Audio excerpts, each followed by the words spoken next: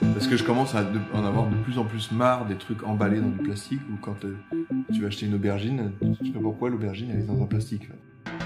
On dit qu'en 2025 il n'y aura plus d'eau. Est-ce que t'as vu ce que ça fait un citadin quand tu le mets en pleine nature? Je sens quand même en moi que j'ai une mission à accomplir. Allez, c'est parti.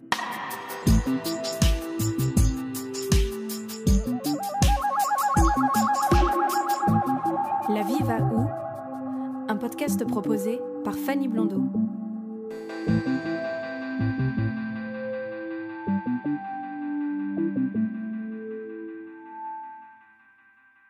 Chers auditeurs, bonjour. Pour démarrer cette nouvelle saison, je suis tout d'abord partie aux alentours de chez moi. Si vous vous en souvenez, j'habite en ville, une capitale même, Bruxelles, et plus précisément autour des communes de Saint-Gilles et Forêt. Après les périodes de confinement, où clairement les bruits en ville s'étaient considérablement adoucis, j'avoue que j'ai eu du mal à supporter la reprise des activités citadines et particulièrement les travaux et le trafic routier. Alors, n'ayant pas forcément les moyens de vivre ailleurs ni autrement, je me suis intéressée à des lieux qui rendent la vie quotidienne urbaine agréable et douce. Dans cet épisode, je vous invite à découvrir 2 jardins en ville que je suis allée visiter au début de l'été 2021. La Pousse qui pousse et l'imprimerie. 2 initiatives de la SBL, le début des haricots. Une association qui sensibilise les Bruxellois et Bruxelloises aux grands enjeux de société liés aux thématiques de l'alimentation et de l'environnement. Épisode 11, un petit coup de pouce.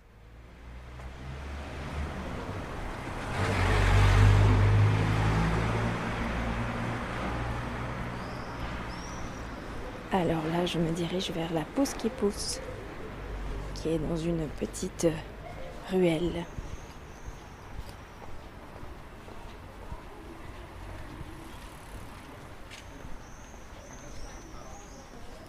Il y a une petite cour très jolie, il y a des arbres et vraiment le jardin est tout au bout, tout au fond de la petite cour. Bien caché, bien à l'abri de la ville, et je rentre.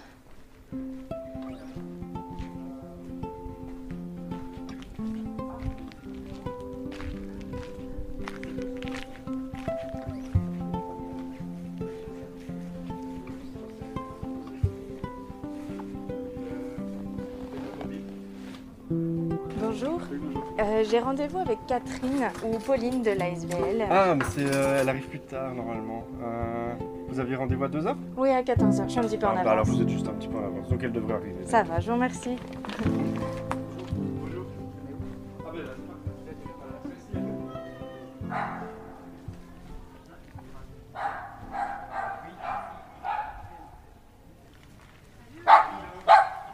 Elle est arrivée en fanfare. Ah, ça, dis donc, comment tu vas passer la petite? Il est content d'être là. Ah bah. Ben oui, il aime bien. Et il est content parce qu'il Ah ouais, va c'est avoir ça. une pâte de poulet. Ouais, c'est ça. Donc je m'appelle Pauline, je travaille à l'ASBL le début des haricots. Et au début des haricots, je m'occupe d'une part de l'accompagnement des potagers collectifs avec ma collègue Catherine. Et je m'occupe des animations à la Pousse qui pousse, où on est maintenant, qui est une pépinière citoyenne, durable. L'ASBL, elle a plus de 10 ans. Alors la date, l'année de naissance exacte, je t'avoue que je ne pourrais pas te dire. Et la Pousse qui pousse est née pendant le contrat de quartier durable du quartier Bosnie où on se trouve, si ma mémoire est bonne, en 2016. Ah oui, 14, voilà, il y a la voix dans la tente là. Alors par rapport à la Pousse qui pousse, mon rôle précis, c'est de m'occuper de l'animation justement de la pépinière, donc de faire en sorte qu'il y ait des animations qui permettent aux gens de venir pour les plantes, pour l'achat des plantes certes, mais aussi pour venir profiter du lieu, pour apprendre quelques techniques de jardinage, pour se familiariser avec la végétalisation urbaine, les plantes en ville, le jardinage en ville, et simplement pour venir se délasser un petit peu. Parce qu'au fait, ici on est à Saint-Gilles, c'est la commune la plus minéralisée de Bruxelles, c'est la commune qui compte le moins d'espaces verts, si on parle vraiment en sol communal. Et du coup, ce lieu-ci C'est un espace vert, mais très peu de gens le connaissent en tant que tel. Beaucoup de personnes connaissent la pépinière comme étant un endroit où acheter des plantes dès lors qu'on jardine. Mais si j'ai par exemple pas de balcon, pas de jardin, je vais me dire ah la pousse qui pousse c'est pas pour moi. En fait c'est archi faux parce que je peux venir ici pour profiter un peu. Tu vois, hein, il fait super calme ici, on respire. Ouais, c'est complètement fou. Je trouve la différence avec dès qu'on passe la petite ruelle, on arrive dans la petite cour, tout de suite tout est beaucoup plus calme, vachement plus sympathique. Ouais, c'est vraiment. D'un coup, on entre un peu dans une bulle comme ça, je trouve. Tout à fait. Ouais, c'est très, très chouette. L'air est plus pur, le soleil est moins fort ici. Enfin, il y a quelque chose de... Et du coup, j'imagine que ça a changé beaucoup de choses au sein du quartier, même peut-être non?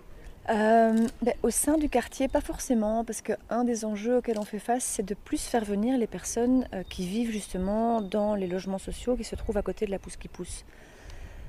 Ça a changé quelque chose, je pense, à l'échelle certainement communale, peut-être même régionale, dans la mesure où pour acheter des plantes, quand on est à Bruxelles, c'est pas évident en fait.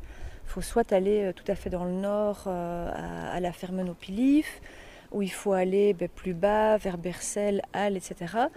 Mais dans Bruxelles, pour acheter des plantes de qualité, donc bio, produites localement, des variétés un peu rares et un peu loufoques en plus, qui sont en plus mellifères et avec lesquelles on va pouvoir se nourrir, il n'y a quasiment pas d'endroit pour acheter ça à Bruxelles.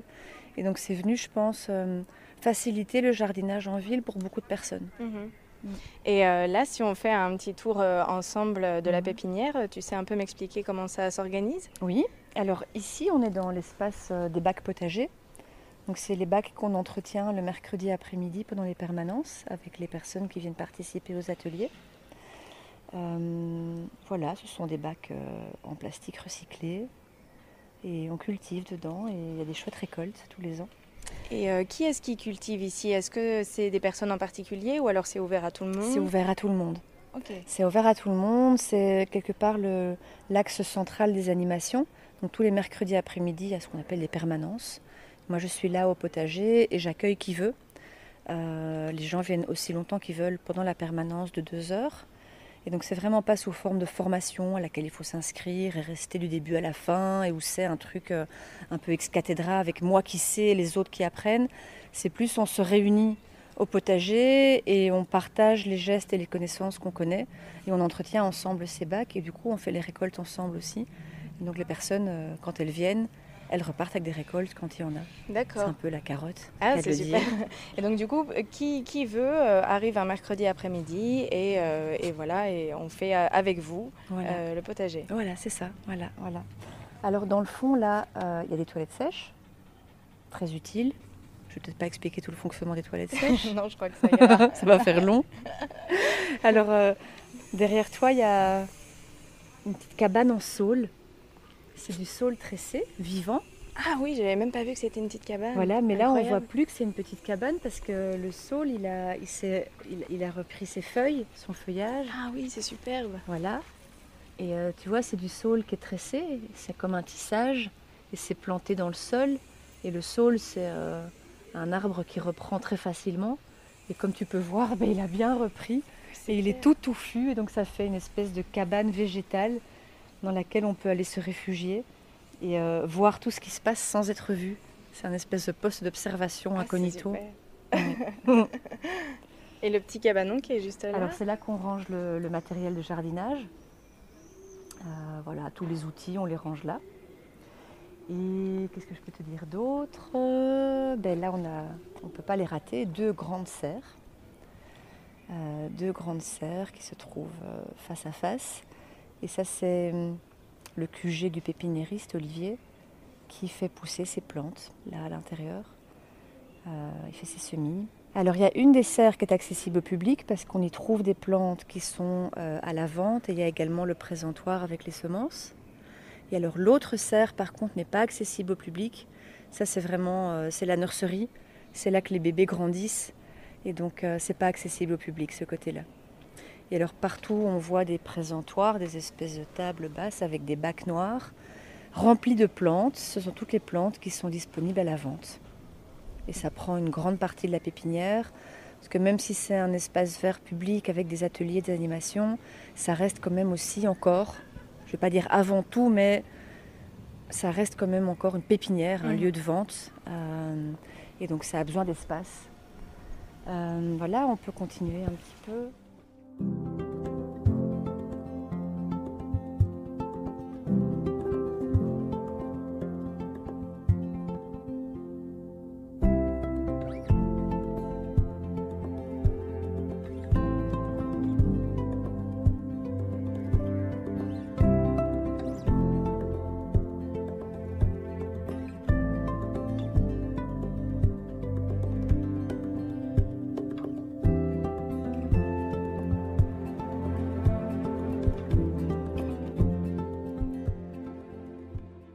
Donc moi c'est Olivier, donc je suis le pépiniériste, donc ça veut dire que je gère tout ce qui est production et vente des plantes qui se font sur place ici du coup. Là dernièrement sur le projet je suis devenu indépendant, c'est-à-dire qu'à la base c'était subsidié cette partie-là aussi, pépinière, et là au niveau finance c'est séparé quoi, donc ça ne dépend plus de subsides du tout, donc ce qui permet de pérenniser le projet aussi à plus long terme, donc voilà, donc ça c'est une première chose, et donc c'est moi qui choisis l'assortiment, si on veut, des plantes qui sont proposées. Et alors donc je les produis, je les vends. C'est vraiment mon métier à temps plein, quoi, du coup, ici sur place. Et alors, en collaboration justement avec les syngéliculteurs, ils viennent m'aider aussi en production.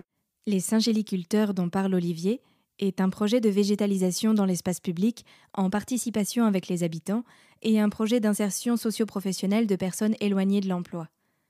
L'appellation est une association du mot des habitants de la commune de Saint-Gilles, associée à celui d'agriculteurs. C'est des personnes qui sont un peu en réinsertion sociale et tout ça. Ils sont formés au métier de jardinier, si on veut, avec les syngéliculteurs, mais ici, spécifiquement à la reproduction des plantes, quoi, ce qu'ils n'ont pas forcément dans un autre cursus, quoi. Et du coup, ils m'aident pour un peu de production et ils utilisent une partie des plantes en fait, pour tous les projets en rue et avec les citoyens sur Saint-Gilles. En fait, j'étais déjà en collaboration avec l'ASBL Le Début des Haricots via leur projet de maraîchage. Enfin, ils ont, avec plusieurs autres partenaires, tout ce qui est graines de paysans et tout ça. Et donc j'ai fait 3 ans de maraîchage avant, en fait, en indépendant complémentaire. Et je l'ai fait pendant 3 ans, et à terme des 3 ans, normalement avec eux, on devait avoir trouvé un terrain pour s'installer. Et eux, ça faisait 8 ans que je travaillais en pépinière à côté de ça déjà, avant, en chef de production. Et donc eux sont venus me proposer en fait de reprendre ici le projet, parce que justement c'était en plein changement par rapport aux subsides, et qu'ils ils étaient en train de réfléchir à comment pouvoir tenir plus longtemps ce projet-là, sans subside pour la production. Et donc voilà, c'est comme ça. Donc c'est eux qui m'ont approché, qui m'ont proposé. Donc on a relevé le défi, puisque c'était une première saison en 2019 où il fallait voir si c'était rentable ou pas en fait. Voilà, et donc ça s'est bien passé. Et puis grâce au confinement, ça se passe encore mieux. Enfin, confinement, au Covid, en gros, il y a beaucoup plus de personnes qui se mettent à jardiner en fait. Et du coup, moi, il y a beaucoup plus de passages. J'ai pu rester ouvert aussi, donc par rapport à tous les autres lieux qui étaient fermés. Et puis on est en extérieur, donc c'est agréable. Donc voilà. Et justement, tu me parlais des graines paysannes. Tu n'as que des graines paysannes ici ? Donc dans les semences que je propose, c'est des semences de Cyclanter, qui est une coopérative belge, qui est donc une coopérative de producteurs belges. Donc ils font toutes les semences ici en Belgique en effet. Ouais. Donc voilà, donc là c'est vraiment principalement sur le potager les semences. Donc elles sont certifiées biologiques et puis c'est toutes des variétés reproductibles, donc paysannes en effet. Et c'est des variétés qui sont très résistantes au niveau climat belge, donc qui demandent aussi qui vont tomber moins malades, quoi. Oui, c'est ça, voilà. T'adaptes quand même vachement, évidemment, au climat. C'est ça. Voilà. Tu veux bien me présenter la serre ? Oui, certainement. Alors, je te présente la serre. Voilà. Les serres, en fait, il y en a 2. Donc, il y en a une que je consacre plutôt vraiment à la production. C'est les jeunes plants qui sont en cours de pousse, pardon, on peut rentrer. C'est bien chaud ici. Ouais. Donc là, ça évolue au fil des saisons. Hein. Donc là, ce qui est hyper saisonnier, donc c'est tout ce qui est plant potager, évidemment. Donc là, il y a beaucoup de plants de tomates, des aubergines, des poivrons, des piments, des choses comme ça. Des courgettes aussi, enfin voilà, tout ça qui pousse. Mais là, ça change régulièrement, quoi. Donc après, je fais beaucoup à côté de ça, je fais beaucoup d'aromatiques et de plantes vivaces.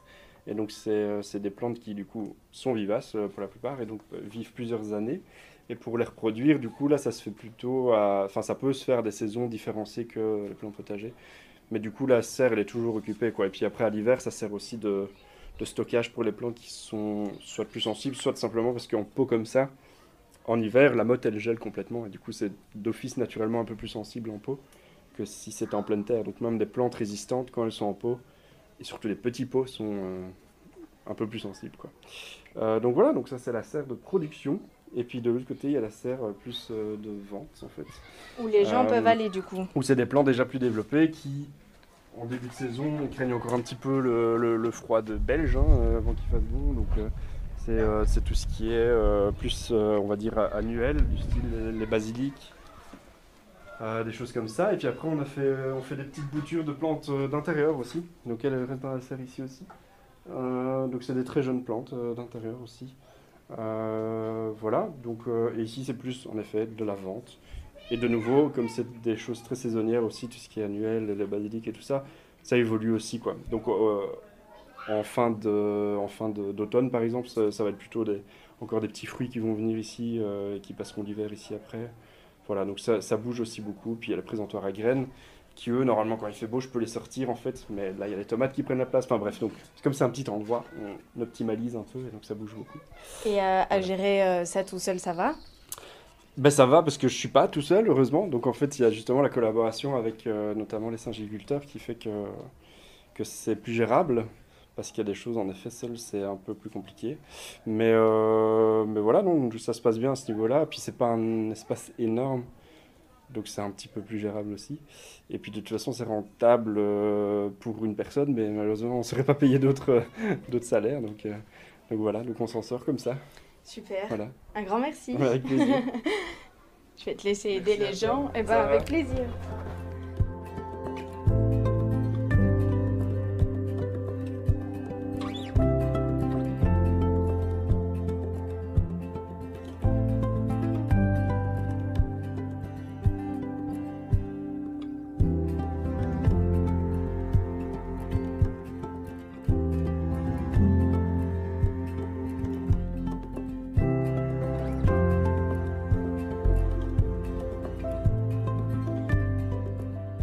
Ici, il y a encore des bacs qui servent aux animations. Il y a un bac qui est cultivé par Jean-François avec les écoles.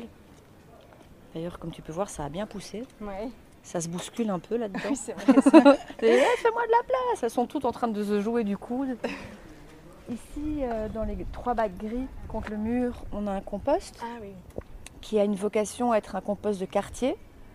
Mais on cherche encore un peu comment vraiment bien le dynamiser au sein du quartier, dans la mesure où la pépinière n'est pas tout le temps ouverte.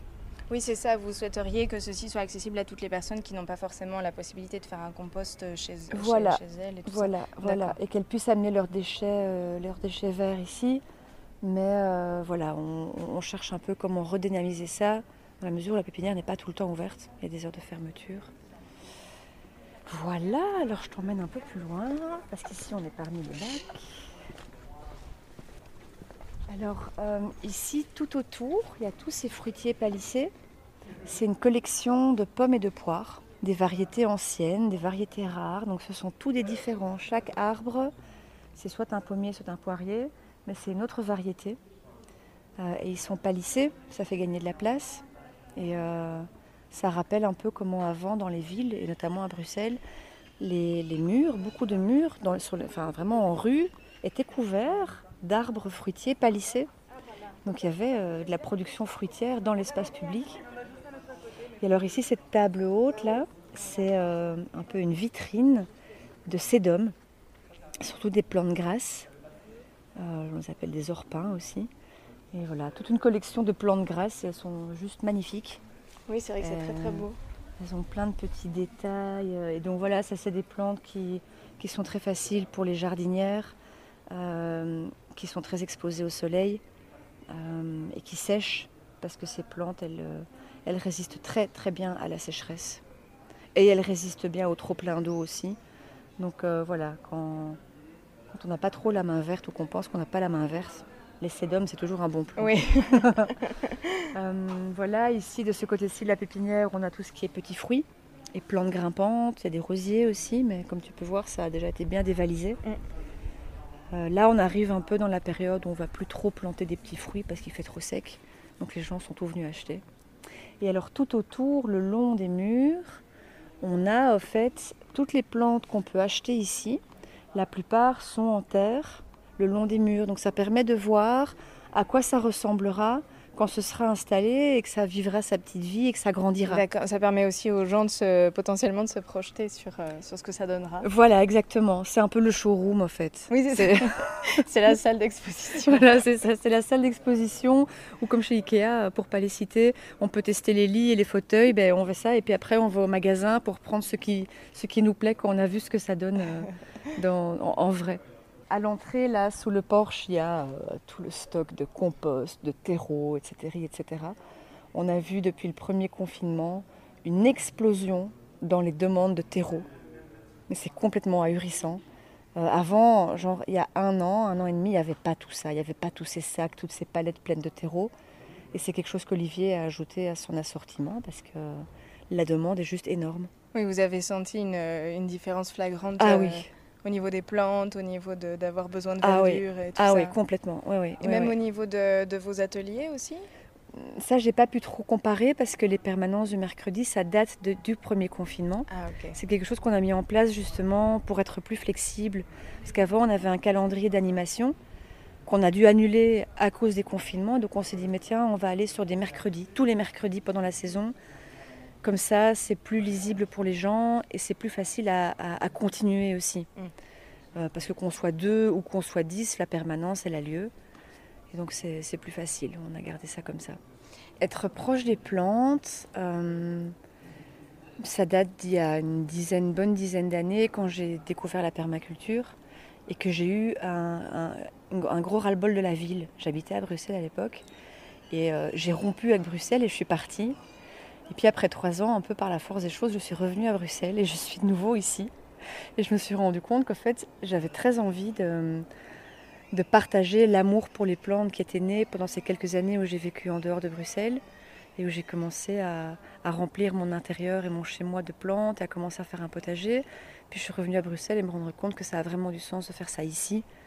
Et de là est né cet amour et ce désir de transmettre ça aux autres. Ça donne du sens à ma vie. Ça m'apporte beaucoup de détente aussi. C'est vrai que quand j'arrive ici, j'ai quand même un trajet à faire à vélo de chez moi pour venir ici à la Pousse qui pousse et c'est un trajet qui souvent me stresse. Et c'est vrai que quand j'arrive ici, je sens qu'il y a vraiment un truc qui se détend. Et donc voilà l'aspect bien-être, tant physique qu'émotionnel. Et pour des questions aussi plus écologiques et de confort de la vie en ville, je pense que c'est indispensable de végétaliser la ville où on va tous vraiment crever la gueule ouverte, on va être honnête. Il va vraiment commencer à faire trop chaud et trop sec dans les villes. Et il faut qu'on végétalise, il faut qu'on débétonne et qu'on mette des plantes partout et encore mieux qu'on mette des arbres partout. Donc voilà, tout ça, ça me motive.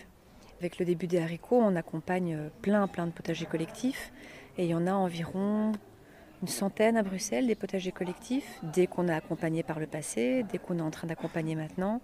Il y en a des nouveaux qui vont être créés dans les mois qui viennent par des collectifs de citoyens. Donc ce n'est pas nous qui sommes force d'organisation ou force de demande, mais on les accompagne. Et par ailleurs, on anime un jardin tout près d'ici qui s'appelle le jardin de l'imprimerie, rue de l'imprimerie. Et là, c'est ma collègue Aline qui anime ce jardin et qui fait des ateliers. Et elle est également en charge du projet Huile sans fleurs qui distribue des plantes aux citoyens pour qu'ils les plantent sur les pieds d'arbres, dans leurs balconnières et de mettre un maximum de plantes et de végétales partout dans la ville.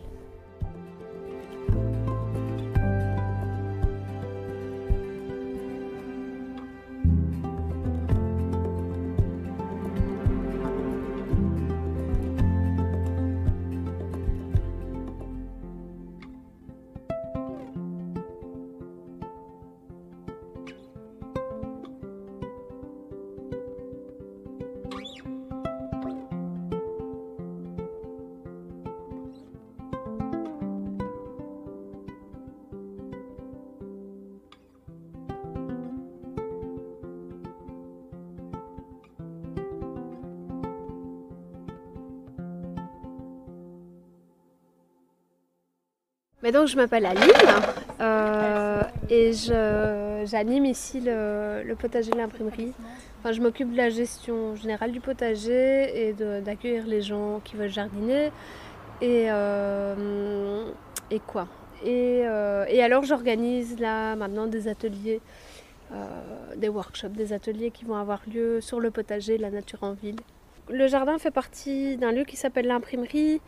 Et c'est un lieu communal de la commune de Forêt et qui est un lieu polyvalent en fait, qui accueille différents types d'activités et qui est à disposition des associations du quartier aussi pour organiser leurs activités avec leur public.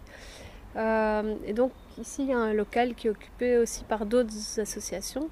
Et le jardin est aussi ouvert au quartier, aux habitants du quartier. Enfin il est ouvert à tout le monde, n'importe qui peut venir participer, mais le but de ce lieu, c'est surtout d'offrir des activités aux habitants ici du quartier. Donc je travaille aussi pour l'association Le Début des Haricots, comme Pauline. J'y travaille depuis 11 ans. Moi, je voulais vraiment travailler dans les potagers collectifs, en fait. Et voilà, j'ai fait une formation en agriculture bio pour ça, pour pouvoir le faire. Et j'ai plutôt un profil d'animatrice socioculturelle au départ, et donc j'ai un petit peu mixé les deux.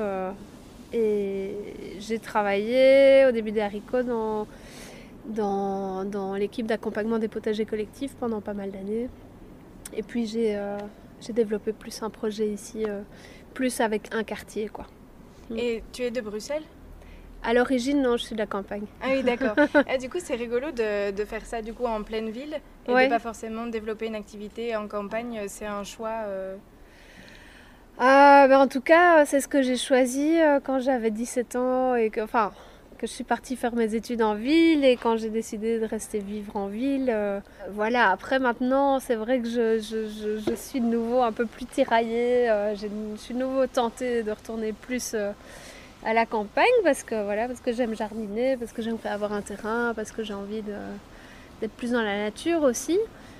Et en même temps, voilà, j'ai fait ma vie en ville et il y a plein de choses à faire en ville aussi. Il y a plein de choses super intéressantes qui se développent et il y a un tissu social et des dynamiques citoyennes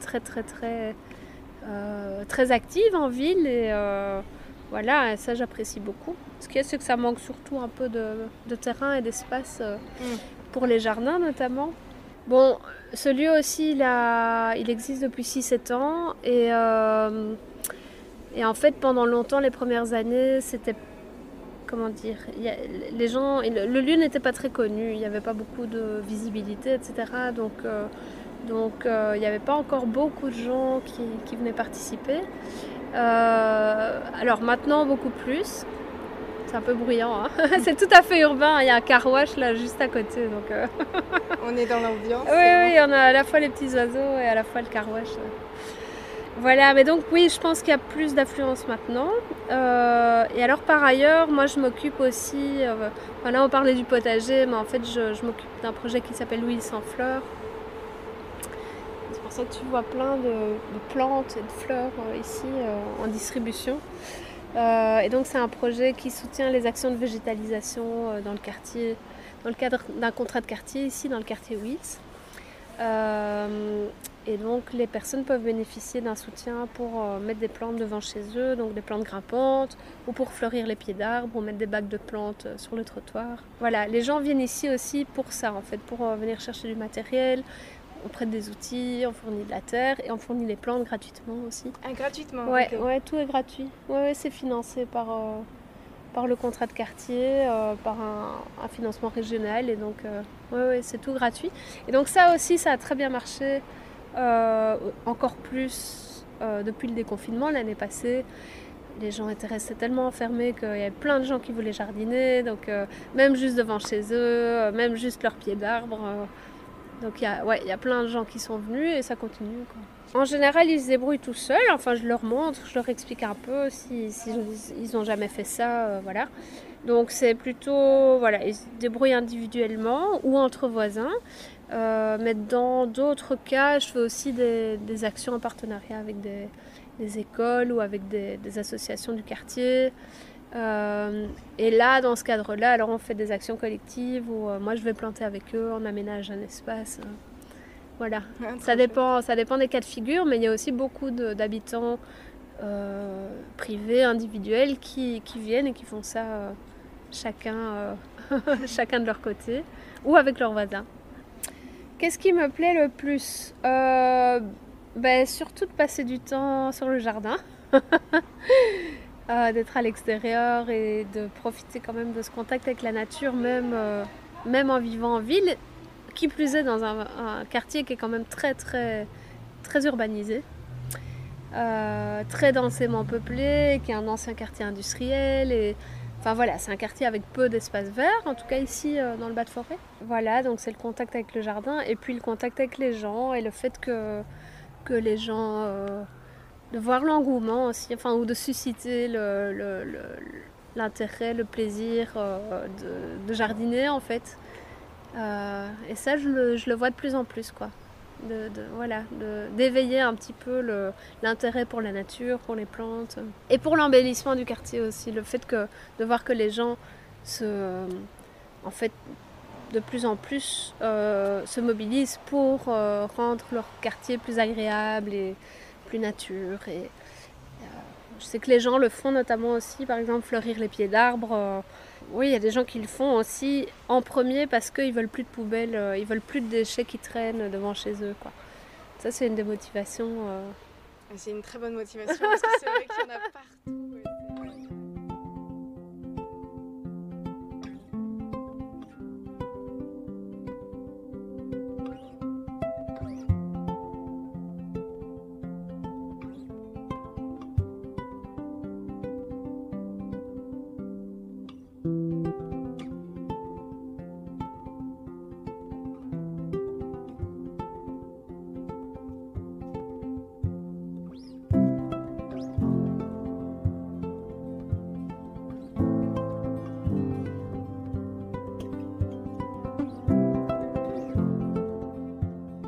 Là, il y a un atelier qui va se faire avec des enfants, c'est ça? Oui, c'est ça. Jean-François va partir avec ce groupe d'enfants faire une promenade sur la thématique Belles de ma rue.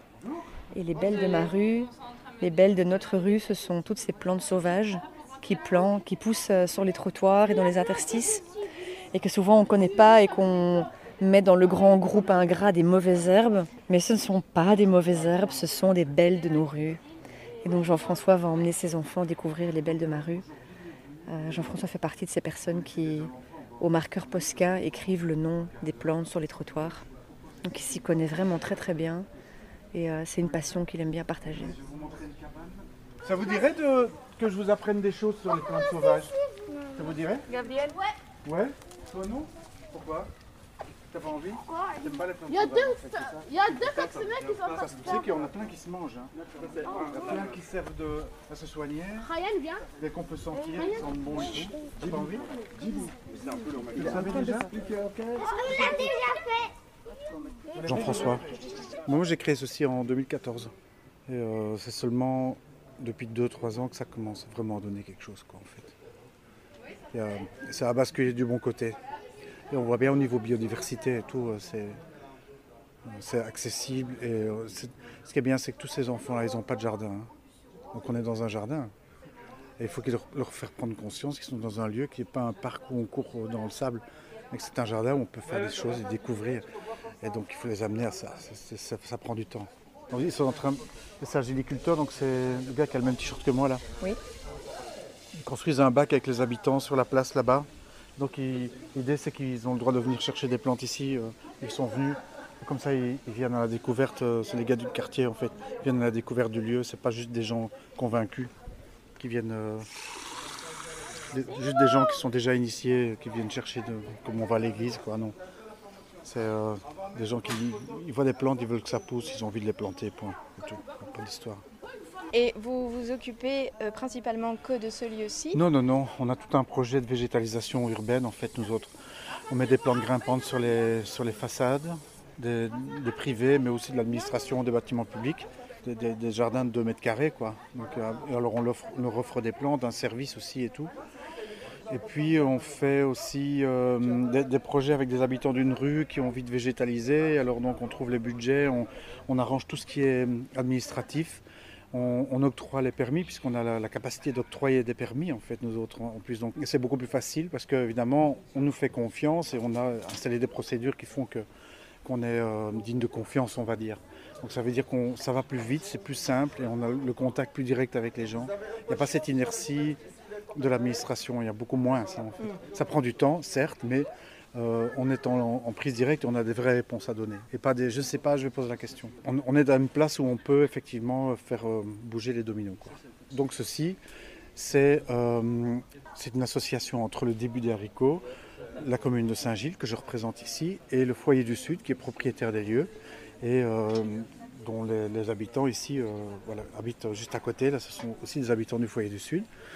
Et l'idée, c'est que le pépiniériste qui est là, qui fait partie du Début des haricots, vend des plantes, mais nous, on en produit avec lui à des fins de formation de notre personnel.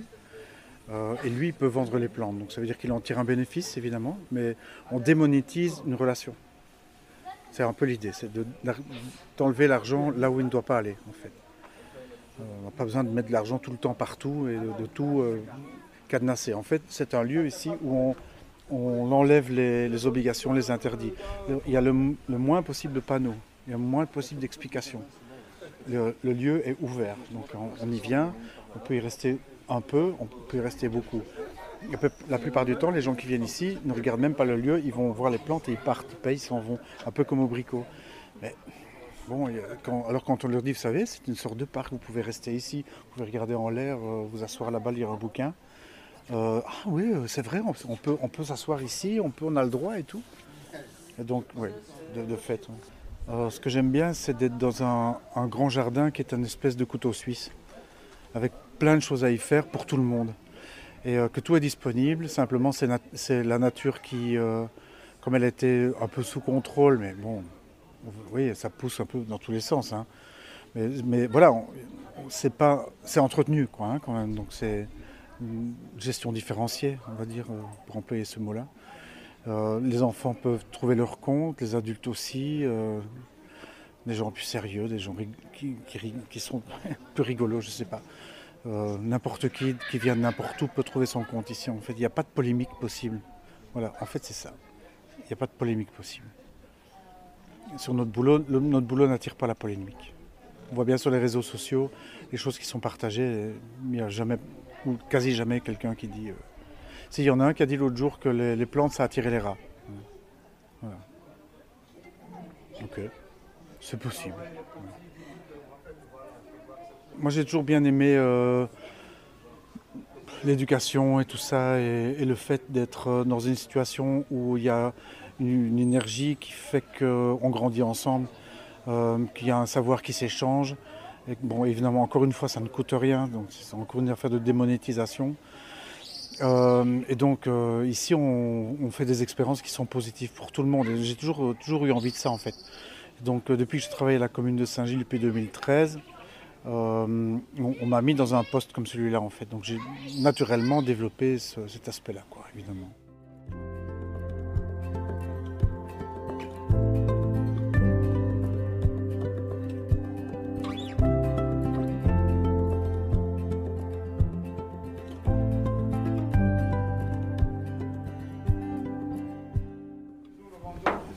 J'ai ramené une bouteille de sirop de sureau de ma cave. Ah, génial. C'est un sirop que j'ai fait il y a 2 ans.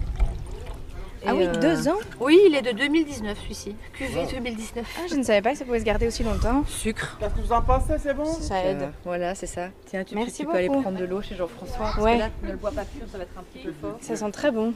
Ils sont bons, en Ouais. fait. Tu peux boire? Alors, ça t'a plu? T'aimais bien?